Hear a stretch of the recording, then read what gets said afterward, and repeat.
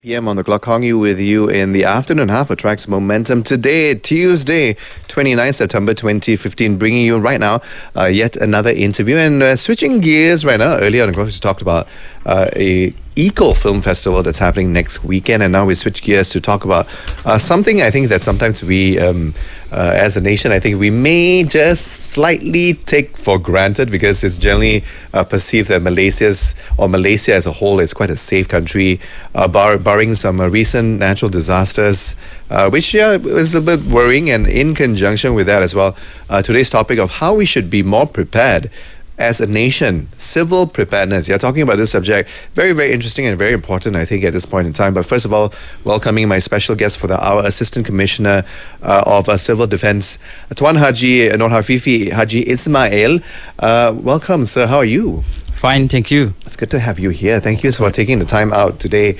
I know you're a busy man. You are actually the Director of Policy Planning and Coordination from the Department of Civil Defence, Malaysia.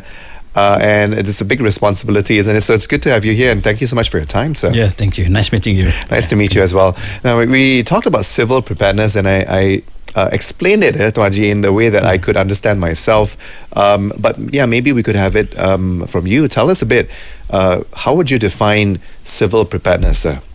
Okay, when we talk about the civil preparedness, it means that everybody in this nation have to be prepared. Not only the citizens, but also the public agencies, private sector, volunteer bodies, in fact, everyone in this country, which will be involved in protecting life, properties, and so forth. Do you think that generally Malaysians are civilly prepared? Right. What's your opinion? There's non-specific research telling about the preparedness level of in disaster in Malaysia.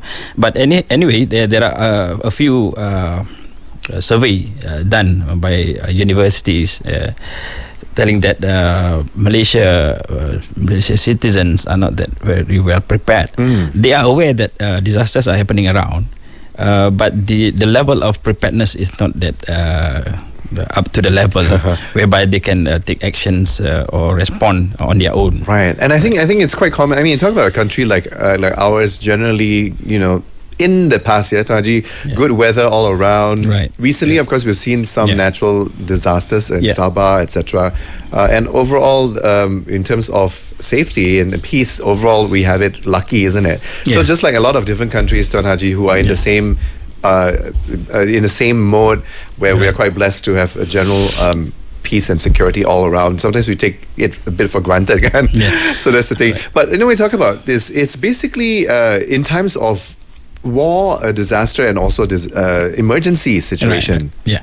In fact, civil defense has been established by the government to look after the safety of the general public in terms of saving their life, ensuring that their properties are also being kept secure, and also the security of the whole civilian in this country.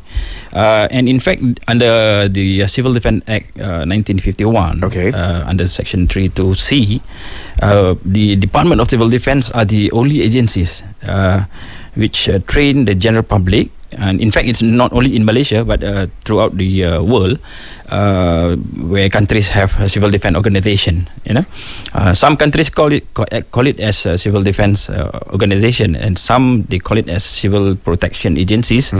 Or in the Middle East, as you have heard recently, they call it as a Difa al-Madani, whereby this organization is looking after the safety of the general public. The military will take care of the nation with the enemy, the sovereignty of the nation.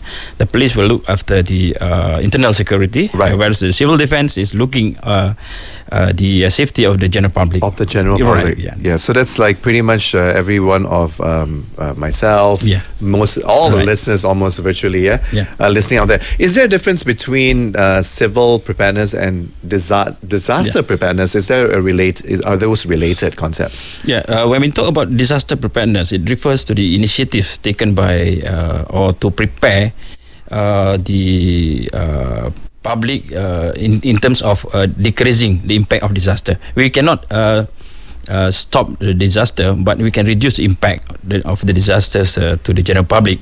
This includes the action to visualize and, where possible, prevent disasters, mitigate their impact on vulnerable populations, and how to respond to and effectively cope up with the situation and consequences.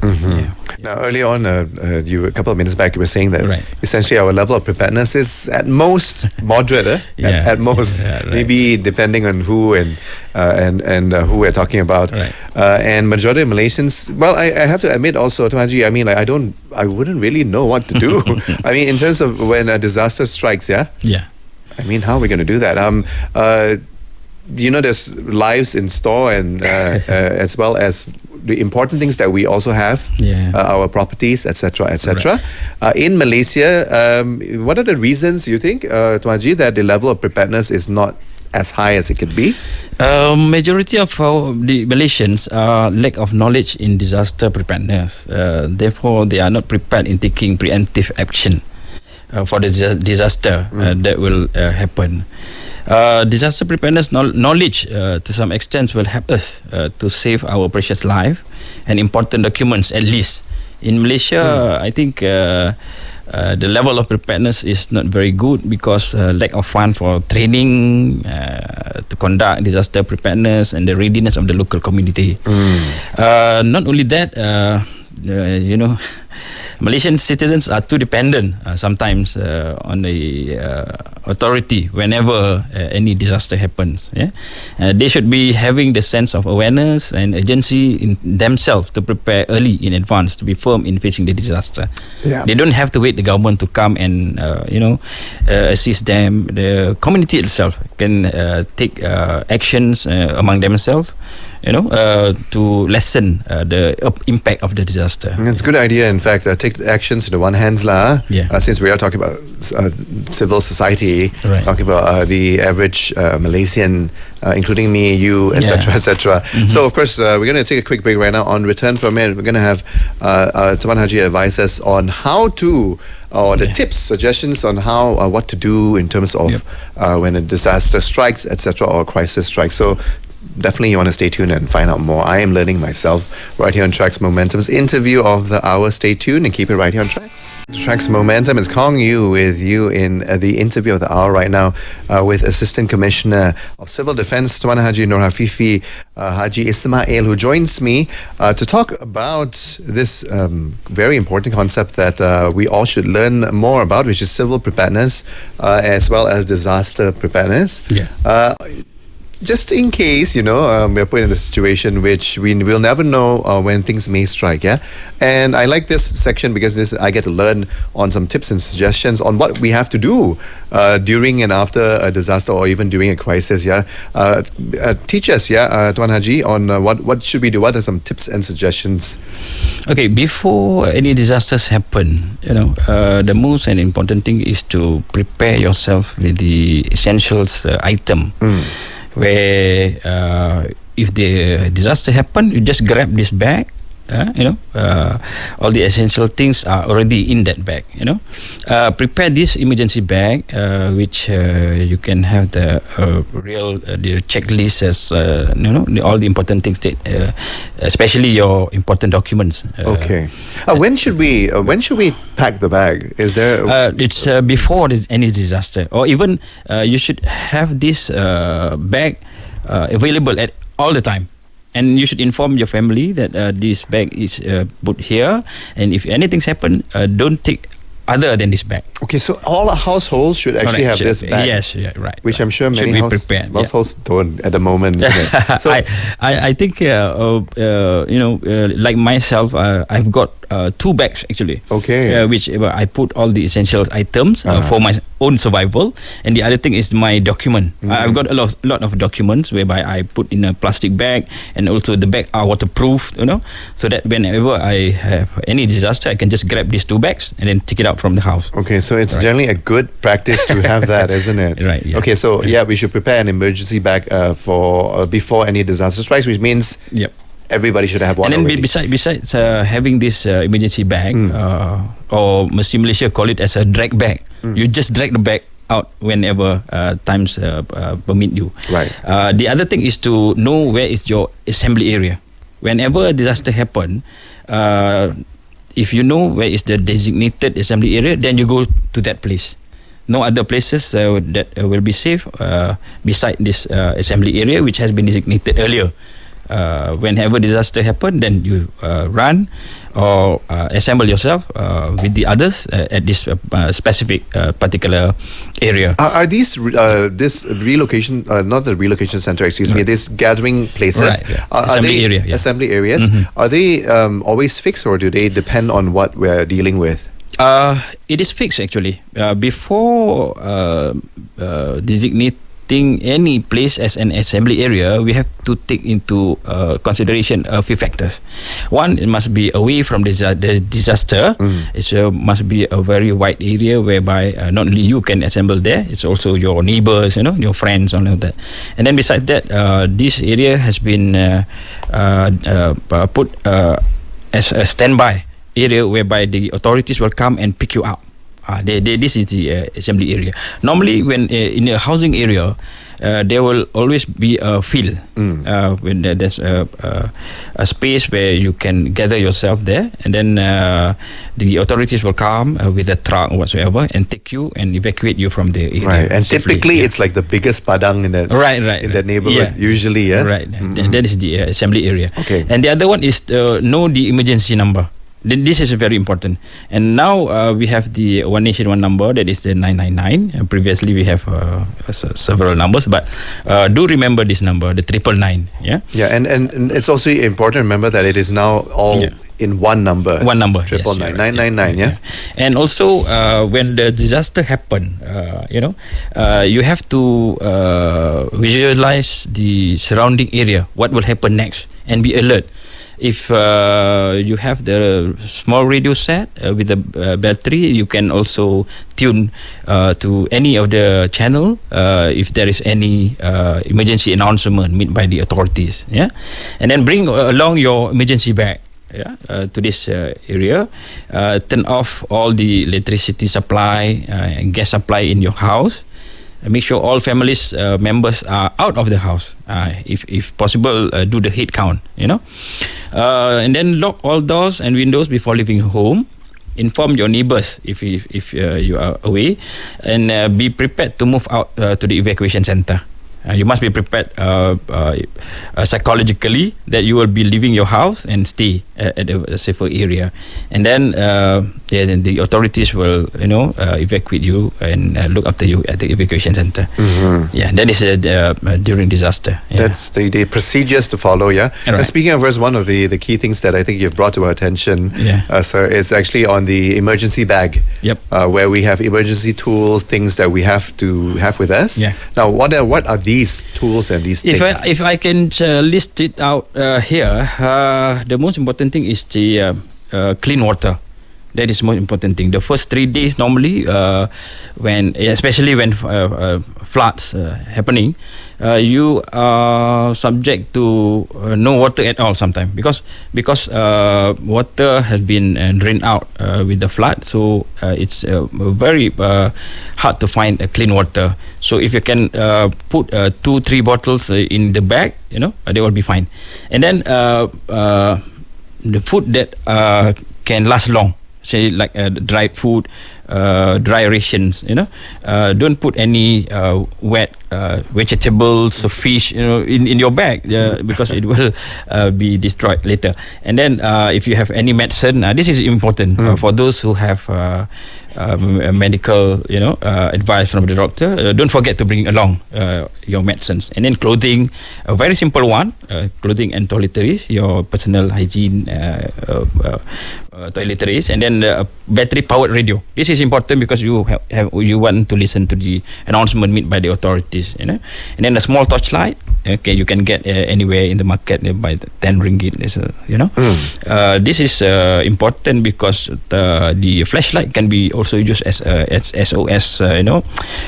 People can easily locate you when you have the torchlight, or even when you want to walk in a dark area, the small torchlight will help you at least. Yeah, and then extra batteries like the power bank.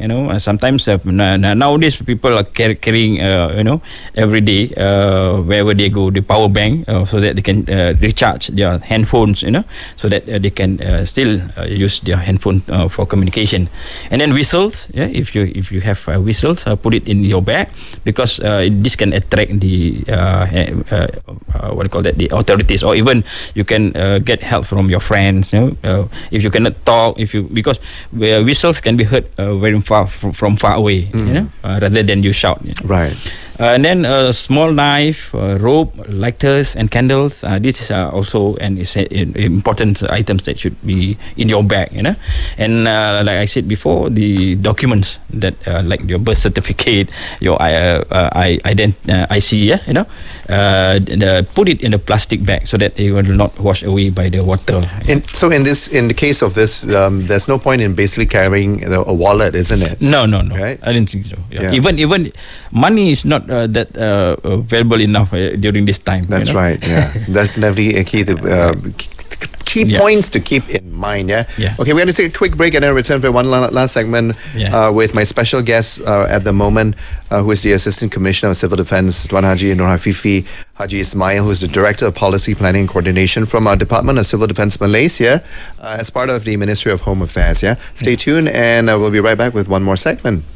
Tracks Momentum, 12:30, 4 p.m. on the clock. Excuse me, Kong Yu with you on the show till 2 p.m. This hour, of course, joined by Assistant Commissioner of Civil Defence, Tuan Haji Norhafifi Haji Ismail, who is the Director of Policy Planning and Coordination from Department of Civil Defence Malaysia, now part of the Prime Minister's Office. And thank you so much, Tuan Haji. We do appreciate you coming in to brief us on what we should do, how we should be more prepared in terms of crisis, emergency, and also disaster. Okay, share with us some of the programs and activities that have been done so far by the Malaysian Civil Defence Department towards civil preparedness. Excuse me. Okay, for your information, the Malaysian Civil Defence Department has launched many programs and activities to nurture awareness among the public. Some of the activities are the LEAD, or we call it in short LED, the Civil Defence Emergency Response Team, and many more.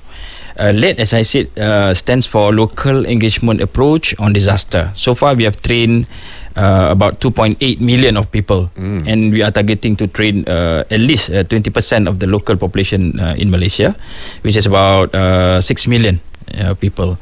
Next is the Civil Defence Emergency Response Team. Stands for the Civil Defence Response Team, which has been formed in several government agencies, non-government agencies, private sectors, and also among the communities. The goal of this program is to ensure that the public are able to respond themselves during disaster and crisis while waiting for the first responder or the government authorities to arrive. Right, and of course, since we have you here, sir, let's talk a little bit about the haze. It is so unpredictable because of the nature of how it is. We don't know when the API would be a certain level, when it will go into unhealthy or very unhealthy levels. So how do we get more prepared for that? And as well as, more importantly, how do we stay as healthy as we can? I think what I should advise is drink at least 2 liters of water per day. That will comes to about 8 glasses to 10 glasses of water daily. And then stay away from alcohol or coffee, which can dehydrate our body system and makes it even harder for the kidney to function in easy days. Boost your immunity with superfood, healthy diet. Must have items in your bag like face mask, the N95, mask, eye drops, water bottle, tissue, wet wipes, and then wash your hands and face regularly to dampen or moisturize your face. See the doctor immediately if you have any health problem. Yeah, Right. good advice there, and always must remember, because we don't know when the haze will be worse, or when it's better, and when we have better quality air and all that. Yeah. Well, thank you so much, Haji. Yeah. If you want more information about the survival, disaster preparedness, and so forth, you can check out our website, the www.civildefense.gov.my, for more information. Right. Well, thank you so much. We appreciate your time, taking your time out from your busy schedule to be with us to talk about civil preparedness, as well as also very important, the need to have an emergency bag ready to go at all times. Yep. Yeah, and of course, so with all the appropriate tools and all that as well. Thank you, Kong Yu. Thank you. You're welcome. It was a pleasure talking to you. We've been speaking to Assistant Commissioner of Civil Defence, Tuan Haji Norhafifi Bin Haji Ismail, who is the Director of Policy Planning and Coordination